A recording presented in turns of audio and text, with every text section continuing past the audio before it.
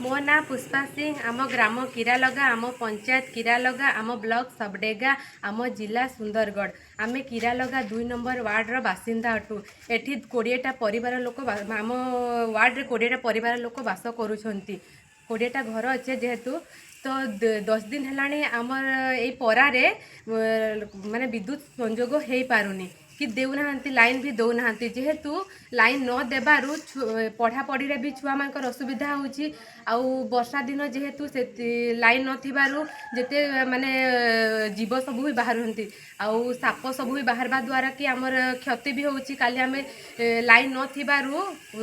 10 दिन हेलानी जमा लाइन नाही आ जेते फोन कले भी आउ आसु नाहंती आउ आसुछु कहउछंती किंतु आसु नाहंती ना आमर लाइन को भी ठीक करि दो नाहंती आउ यहाँ द्वारा कि कौन कि आम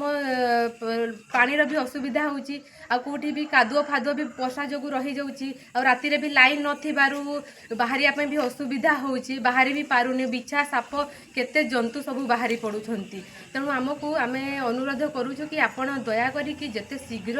आम लाइन को संजोग करदेले आमे आपणक प्रति उपकृत रहिबु।